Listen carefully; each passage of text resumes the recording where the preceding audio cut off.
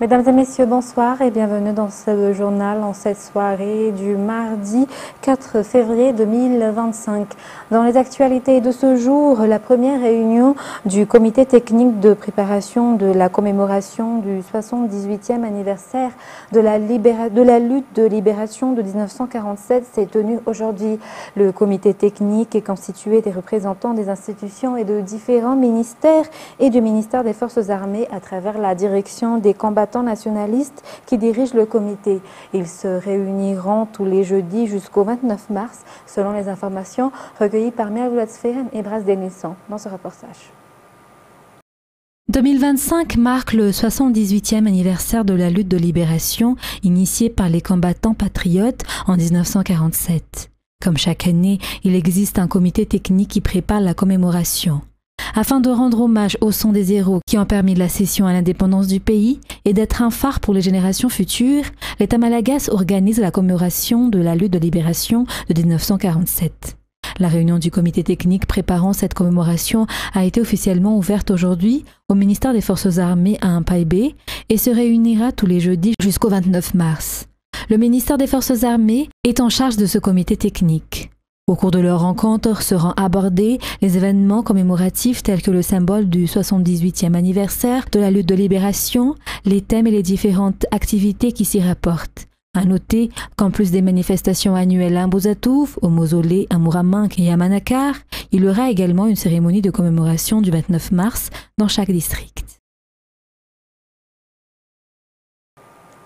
Et parlons à présent de la météo. Selon le dernier rapport du Bureau national de gestion des risques et des catastrophes au BNGRC, le cyclone Faïda n'a occasionné ni blessés ni perte de vie. Toutefois, 330 personnes réparties en 92 foyers ont été sinistrées à Toamasna 1 et Fenori-Votsnanen, dont 313 à Toamasna 1 et 17 à Fenori-Votsnanen. Ces sinistrés ont déjà été relogés dans des sites d'hébergement prévus à cet effet. Par ailleurs, 90 habitations ont été inondées. Selon le directeur général du BNGRC, les précipitations associées à Faïda se poursuivent encore. Face à cette situation, le directeur général du BNGRC appelle à la vigilance, en particulier pour les populations vivant aux abords des rivières Rianil, Ivunju, Unbe, Maningur et Betsbouk, Sophie, Mahavav Sud et Mahadzimbe qui pourraient être exposées à des risques de crue. Toujours dans cette page sociale, environ 1000 hectares de la plaine d'Antananarive seront protégés des inondations et des crues après le curage du canal C3. Des travaux sont actuellement en cours pour nettoyer ce canal, évacuation principale des eaux d'Antananarive.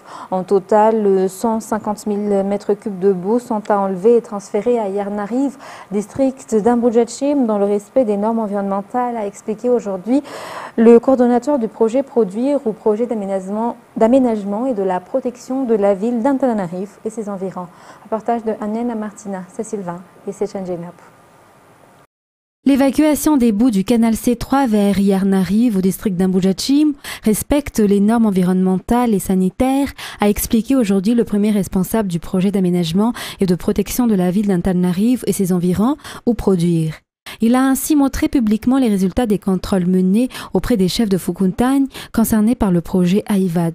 Environ 30 000 cubes de boue ont été retirés du canal C3 jusqu'à aujourd'hui. Si l'on vise à éliminer 150 000 m3 à travers ce projet du gouvernement financé par la Banque mondiale, si l'on vise à éliminer 150 000 m3 à travers ce projet du gouvernement financé par la Banque mondiale. De nombreuses étapes doivent être suivies pour réaliser ce projet. La boue du canal C3 contient des métaux lourds, ainsi le projet doit respecter les normes en la matière selon les explications. Le curage du canal C3 est un projet majeur dans le projet d'aménagement et de protection de la ville d'Antananarive et ses environs. Cela réglera le problème d'évacuation des eaux d'Antananarive et dans toutes les zones environnantes pendant la saison des pluies. De plus, le curage du canal C3 vise également à préserver la santé des habitants autour de ce canal. Outre le canal C3, plus de 400 projets ont été réalisés à travers le projet Produire à Antananarive, notamment les ruelles, la réhabilitation des berges autour des digues. Environ 1 million d'habitants en bénéficieront. Parlons bourse des étudiants. Le ministre de l'Enseignement supérieur et de la Recherche scientifique avec la ministre du Développement numérique, des Postes et des Télécommunications, chacune à la tête de son équipe, se sont rencontrées aujourd'hui au Digital Center Antananarivo pour trouver des solutions définitives dans la gestion des bourses d'études. C'est une occasion pour planifier les visites au niveau des universités. Par ailleurs, le ministère du Développement numérique a profité de l'occasion pour faire un don de 10 ordinateurs au ministère de l'Enseignement supérieur. Reportage. Le paiement des bourses aux étudiants au niveau des universités de Madagascar rencontre souvent des problèmes, que ce soit en matière de délai de paiement ou à cause du recensement des étudiants bénéficiaires. Il existe déjà des stratégies mises en place par l'État à travers l'utilisation de systèmes informatisés et numériques en collaboration avec le ministère de l'Enseignement supérieur et de la Recherche scientifique et le ministère du Développement numérique, des Postes et des Télécommunications. Les deux parties confirment actuellement les instructions du chef de l'État en faisant de l'organisation des bourses étudiantes une priorité. C'est pourquoi une réunion s'est tenue aujourd'hui au Digital Center d'Antananarivo pour déterminer une solution permanente dans la gestion des bourses des étudiants, évaluer les progrès réalisés et examiner les améliorations à apporter au logiciel édutique. À cette occasion, le planning de visite au niveau des universités a été établi. L'objectif est de fournir un paiement rapide des bourses d'études et de fournir un service de qualité afin d'éviter les retards ou autres éventuels problèmes.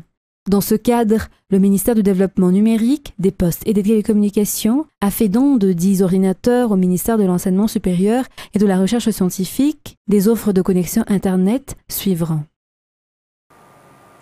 Dans un tout autre sujet, afin de mieux faire connaître l'abolition de l'esclavage, une conférence internationale se tient à l'auditorium de l'Université de Maurice.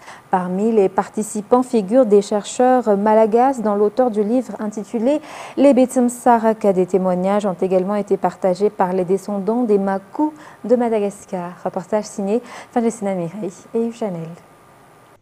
La conférence internationale sur la route des personnes mises en esclavage est organisée dans le cadre de la commémoration des 190 ans de l'abolition de l'esclavage à l'île Maurice. Cette conférence vise à approfondir la compréhension du passé esclavagiste. Mais ce programme de l'UNESCO a aussi permis d'ouvrir les frontières de la connaissance, d'ouvrir des espaces de partage autour de la question de l'esclavage. En effet, l'esclavage permet de poser ces questions. Parce qu'à contrario, il a été sous-tendu par l'inégalité, la déshumanisation des personnes mises en esclavage. Donc, s'intéresser à l'esclavage, travailler sur l'esclavage, développer les recherches par les réseaux de chercheurs dont beaucoup sont présents ici, c'est précisément poser la question du racisme, c'est poser la question des discriminations et des effets de l'esclavage dans le contemporain. Nous devons construire ce monde de l'égalité, du respect de chaque personne dans ce monde. Il me semble que c'est notre seul futur envisageable et notre seule possibilité de se réunir autour de ces notions d'égalité et de justice. Les chercheurs malgaches ont occupé une place particulière lors de cette conférence internationale à Maurice sur la route des personnes mises en esclavage. L'ouvrage de Champlain Toto, intitulé « Les Betsimsarak », a été présenté à cette occasion. Fruit de plus de 10 années de recherche, ce livre rassemble les connaissances déjà publiées dans divers ouvrages antérieurs et les synthétise en un seul volume, rendant ainsi l'information plus accessible aux étudiants et au grand public. L'ouvrage compte plus de 300 pages. Le livre, en fait, c'est un long travail pendant des années, parce que je pense que c'est la première synthèse historique de l'Est de Madagascar de manière générale, parce que ce qu'on appelle aujourd'hui les Betsimsarak, c'était dès le départ des formations de différents groupes lignagés dans la zone qui ont été regroupés par le etc., les détails de tout ça. Mais ce qu'il faut retenir, c'est que notre histoire a été reconstituée essentiellement depuis les archives de Nicolas Mayer. Nicolas Mayer, c'était qui? C'était un des traitants français les plus connus du XVIIIe siècle à Madagascar, mais le côté histoire Bétimsar a été écrit dans ses mémoires sur Madagascar quand il était rentré à Maurice pour sa retraite.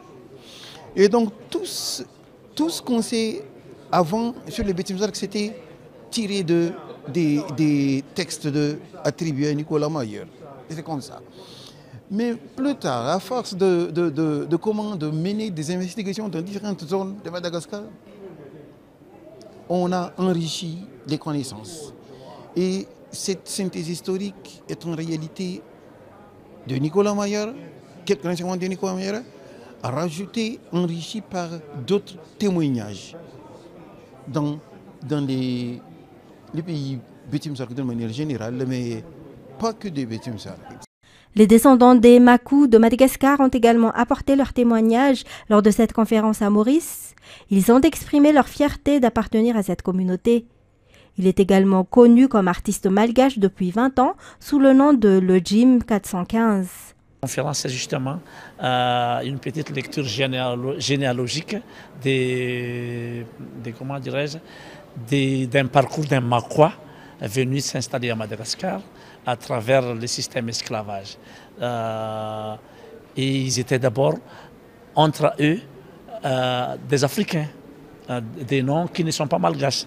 Et une fois arrivés à Madagascar, ils se sont rencontrés et après ont donné naissance à des descendants Makwa. Et ces Makwa-là s'est mariés avec des malgaches d'origine timienne. Et jusqu'à l'abolition de l'esclavage, ils étaient devenus libres. Mais à un certain moment, on a toujours marginalisé les Makwa. Les Makwa, même on les interdit de se marier avec des Makwa. Et aujourd'hui, il y a le surgissement de fierté d'être Makwa. Et donc, je fais partie d'exemples d'un Makwa qui arrive à surmonter, à survivre et à être fier d'être Makwa. L'objectif de cette conférence est de mieux faire connaître l'histoire de l'esclavage, selon les explications du président de la République de Maurice. On a besoin de remercier l'UNESCO et l'Université Maurice et tous les chercheurs qui font collaborer pour qu'ils nous menent à une conférence de haut niveau, un niveau international. Il concerne l'esclavage et on a beaucoup de recherches pour faire pour nous gagner une meilleure compréhension de ce phénomène-là. Et ici, à travers sa conférence-là, on a beaucoup de recherches qui nous fait, qui vous présenter, et tout cela pour amener à une meilleure compréhension. On a une démarche de justice vis-à-vis tout les esclaves, et ça bonne recherche-là pour permettre de comprendre mieux tout souffrance, bonne expérience qu'ils vivent. Et ça pour aider à une meilleure compréhension et certainement à une meilleure justice pour ceux qui ont subi l'esclavage. La conférence qui a débuté hier et se poursuivra jusqu'à demain se tient à l'auditorium de l'Université de Maurice.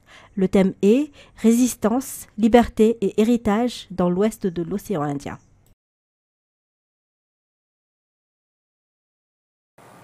Puisqu'on a parlé d'abolition de l'esclavage, parlons à présent droits humains. Les efforts déployés par Madagascar en matière des droits de l'homme ont satisfait les États membres du Conseil des droits de l'homme des Nations Unies. C'est ce qui ressort de l'examen périodique universel pour tous les États membres.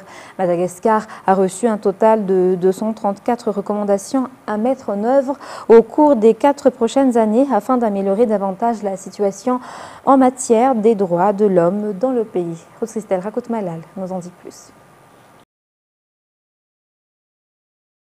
Les recommandations portent sur plusieurs aspects, notamment la promotion et la protection des droits des femmes et des enfants, des personnes vulnérables telles que les personnes en situation de handicap, les personnes atteintes d'albinisme et les personnes âgées.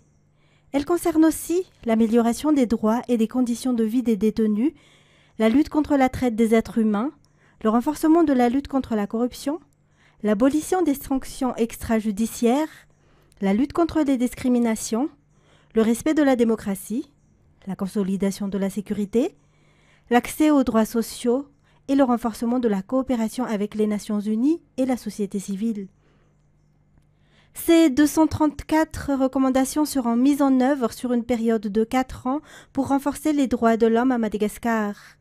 Madagascar fait partie des 14 pays examinés lors de cette session de l'examen périodique universel qui s'est tenue du 27 au 31 janvier dernier à Genève.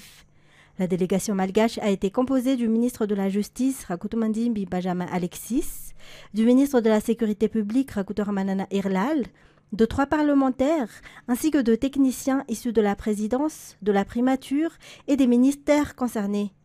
Ils ont présenté les avancées réalisées entre 2019 et 2024. Au total, 82 États ont participé aux échanges. Ils ont salué l'engagement sérieux de Madagascar dans cet exercice, ainsi que les efforts déjà accomplis et ceux à venir inscrits dans la politique générale de l'État. Parlons à présent jeunesse. Le comité national d'organisation de l'événement Youth Connect Africa 2025 qui se tiendra à Madagascar en novembre prochain a été mis en place suite aux instructions données par le président de la République. Cela témoigne de la volonté de Madagascar à accueillir cet événement destiné à promouvoir la jeunesse malgache et africaine. La première réunion de ce comité a eu lieu le week-end dernier. L'événement Youth Connect Africa apportera de nombreux bénéfices à Madagascar ainsi qu'à la jeunesse malgache. Reportage de Oubrassa Manan et Anzara Radonarville. Le sommet Youth Connect Africa 2025 rassemblera 37 pays d'Afrique sur le sol malgache, offrant une plateforme essentielle pour connecter et autonomiser la jeunesse africaine. Cet événement renforcera également la visibilité internationale de Madagascar, une victoire de la diplomatie malgache. Des milliers de jeunes leaders, innovateurs, décideurs et acteurs du développement y participeront en échangeant et en formant ensemble des solutions pour un avenir africain prospère et durable. 3 à 4 chefs d'État ainsi que 30 à 45 ministres seront présents lors de ce rendez-vous selon le ministre de la Jeunesse et des Sports. Madagascar sera ainsi le premier pays francophone à accueillir ce sommet. La création du comité national d'organisation témoigne de la volonté de notre pays à accueillir cet événement et de nombreuses activités seront organisées avant la tenue de l'événement afin de sensibiliser les jeunes. Cette fois-ci, nous allons faire en fait le tour de chaque grande ville, chaque province de Madagascar, afin de sensibiliser nos jeunes. Nous allons mettre en place des sensibilisations dans le cadre de Tanur Mandaftenouave. Nous allons faire des sensibilisations pour les jeunes filles, pour les santé de jeunes, pour les garçons, les entrepreneurs, les associations, afin qu'ils viennent s'associer et s'identifier à ce dynamisme de Youth Connect Africa. C'est très important de s'approprier et c'est très important puisque ces jeunes que nous allons former en province durant les 8-9 mois avant la date du sommet Youth Connect Africa, ils seront l'ambassadeur du pays, de Madagascar. Et nous allons les inviter à Antananarive afin qu'ils puissent en fait plaider et défendre en fait et propager les idées du sommet Youth Connect Africa pour le bien de notre population, de notre jeunesse. Ce sommet représente une occasion en or pour le pays de briller sur la scène africaine. Ce sera, selon le ministre de la Jeunesse et des Sports, un moment incontournable qui réunira des jeunes leaders, des entrepreneurs et des décideurs venus de tout le continent. Ce sommet ne sera pas seulement un événement, mais il sera le point de rencontre où les jeunes malgaches pourront échanger, apprendre et surtout proposer des idées qui feront la différence, poursuit-il. Pour lui, le Youth Connect Africa est bien plus qu'une simple conférence. C'est un lieu où l'innovation, l'entrepreneuriat et les idées novatrices pour le développement durable en Afrique pourront se confronter et se nourrir des expériences des jeunes du continent. Nombreux sont des opportunités que notre jeunesse puisse en tirer de ce sommet. Ne serait-ce que pour l'ouverture de marché, pour les contacts, rentrée de devises, bien évidemment, en termes de tourisme. Aussi, nos jeunes auront la possibilité de rencontrer les décideurs d'Afrique. Puisqu'il ne faut pas oublier que lorsqu'on reçoit le sommet Youth Connect Africa, tous les directeurs régionaux, directeurs Afrique des organismes présents à Madagascar seront ici. Je parle par exemple de directeur régional en charge d'Afrique de PNUD, de l'UNFPA, du NECEF, du UNESCO. Il y aura aussi des décideurs qui viennent des Nations Unies. Et tout ça, ce sont des opportunités pour nous aider, pour propulser nos jeunes, à autonomiser nos jeunes entrepreneurs, leur donner cette possibilité d'avoir le marché d'Afrique, le marché continental et pourquoi pas explorer d'autres horizons grâce à ce sommet. Une première réunion de tous les membres du comité national d'organisation s'est tenue en fin de semaine à Gourdjan, quartier général du comité, pour établir ensemble le plan d'action. Parlant à présent culture, le monde culturel est en deuil. Alain Nérinassou, connu sous le nom d'Alain Malé ou Alain Pumpkins, est décédé le 1er février dernier. Membre fondateur du groupe Pumpkins, il était connu dans le monde du jazz en tant que batteur. Il a également été le responsable de la sonorisation des Maléo. Son décès laisse un vide dans le monde culturel. Les détails avec Cécile Vin, Anienne Martina et c'est changing up. One after one we have to say, oh, tiki tiki, oh, tiki tiki, oh, tiki tiki la. One after one we have to say, oh, tiki tiki, oh, tiki tiki, oh, tiki tiki la.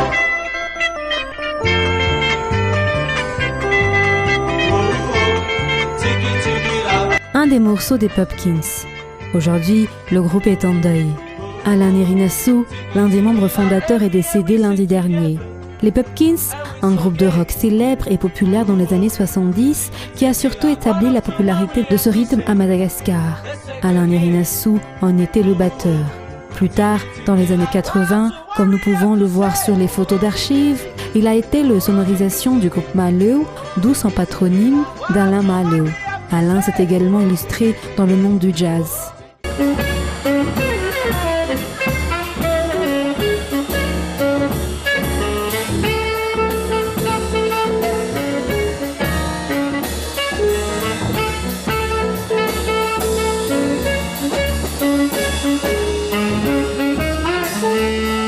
Alain Nérinassou est décédé à l'âge de 73 ans.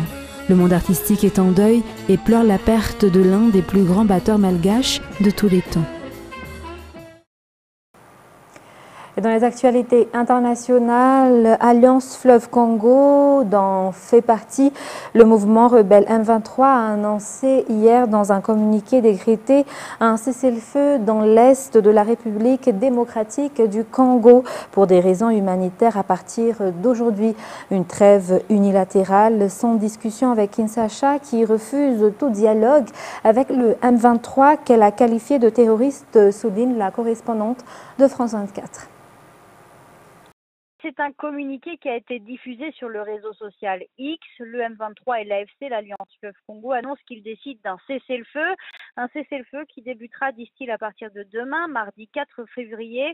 La durée n'a pas été précisée. Il faut quand même dire que c'est un cessez-le-feu décidé unilatéralement, sans discussion officielle avec les autorités congolaises. Kinshasa, qui, je le rappelle, refuse tout dialogue avec le M23 qu'elle qualifiait d'abord de terroriste avant de ne plus reconnaître le groupe armé pour ne considérer que les troupes rwandaises. Difficile donc de savoir quelle valeur accorder à ces annonces. Le communiqué affirme que l'AFC et le M23 ont décidé de ce cessez-le-feu pour des raisons humanitaires. Alors à Goma, les besoins sont énormes. De nombreux entrepôts d'organisation ont été pillés. Le ravitaillement n'a pas pu encore être fait correctement. Autre annonce de ce communiqué, le M23 et l'AFC affirment qu'ils n'ont, je cite, aucune intention de prendre le contrôle de Bukavu et d'autres localités. Alors cette annonce surprend un peu ici à Kinshasa car depuis quelques jours, la capitale provinciale du Sud Kivu semblait menacée. Des troupes rwandaises et du M23 ont été ciblées signalés sur l'axe qui mène à Bukavu selon plusieurs sources sécuritaires. Et les autorités provinciales avaient d'ailleurs organisé une campagne de recrutement volontaire prêt à se battre pour défendre la ville. Reste maintenant à savoir si l'AFC et le M23, qui sont appuyés par des troupes rwandaises, respectera ces annonces. De nombreux cessez-le-feu ont déjà été décrétés, cette fois-ci dans le cadre de processus de paix, mais ils n'ont jamais été respectés sur le terrain. Et en Grèce, le port de Santorin est pris d'assaut par les habitants et les touristes qui veulent évacuer. Malgré les appels au calme du Premier ministre grec, beaucoup tentent de fuir l'île. Des centaines de secousses telluriques ont été enregistrées depuis vendredi, un phénomène géologique très intense. France 24. Le port de Santorin, pris d'assaut par les habitants et les touristes qui veulent évacuer. Depuis vendredi, des secousses sismiques inhabituelles sont ressenties sur l'île grecque. Sur place, l'heure est à l'inquiétude. On est très préoccupés. On veut tous partir maintenant vu la situation. On va faire la queue pour obtenir des billets pour le bateau.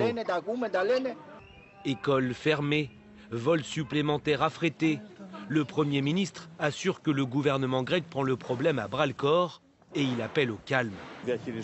Nous devons gérer un phénomène géologique très intense. Je voudrais demander à nos insulaires avant tout de rester calmes et d'écouter les instructions de la protection civile.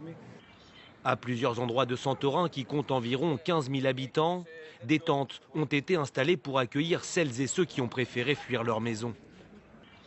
Très prisée des touristes, l'île des Cyclades a accueilli en 2024 près de 3,5 millions de touristes. Certains ont déjà annulé leur voyage par peur de nouvelles secousses sismiques. Et le président américain a accordé un sursis au Canada et au Mexique. Donald Trump a suspendu hier pour un mois son projet d'imposition de droits de douane au Canada et au Mexique après l'annonce d'un renforcement de la lutte contre le trafic de fentanyl dans ces deux pays. France 24 toujours. À peine mise en place, déjà retirée pour les 30 prochains jours. Les taxes de 25% annoncées sur les produits canadiens entrant aux États-Unis feront finalement l'objet d'une négociation ardue entre les deux pays. Nous renforçons la frontière avec de nouveaux hélicoptères, de nouvelles technologies, plus de personnel, une coordination accrue avec nos partenaires américains et plus de ressources pour lutter contre le trafic de fentanyl. Près de 10 000 agents sont et seront sur le terrain pour protéger notre frontière. Même rebondissement et même conséquence quelques heures plus tôt à l'autre bout des États-Unis côté mexicain. 10 000 soldats supplémentaires seront attendus à la frontière entre les deux pays pour lutter là aussi contre l'importation du fentanyl, cette drogue devenue préoccupation majeure de Donald Trump. Le fentanyl a tué au moins 200 000 personnes cette année. Il arrive de Chine via le Mexique et le Canada et ils doivent l'arrêter. Et s'ils ne l'arrêtent pas, les tarifs douaniers vont empirer, beaucoup empirer. Pour l'heure, le président américain n'a d'ailleurs pas fait marche arrière pour la Chine alors que la taxe de 10% annoncée sur ces produits doit-elle entrer en vigueur ce mardi. L'Union européenne, elle aussi, dans le viseur du 47e président des États-Unis, s'inquiète des conséquences de telles taxes et annonce déjà s'y préparer. Nous reconnaissons également les défis potentiels dans la relation avec les États-Unis et nous sommes prêts à y faire face. Si elle est ciblée de manière injuste ou arbitraire, l'Union européenne répondra avec fermeté. La présidente de la Commission européenne l'a par ailleurs rappelé, les surtaxes douanières affectent avant tout les citoyens et leur pouvoir d'achat. Selon le Budget Lab de l'université Yale, les tarifs douaniers de Trump pourraient coûter entre 1 000 et 1 200 $ par an en pouvoir d'achat aux ménages américains moyens.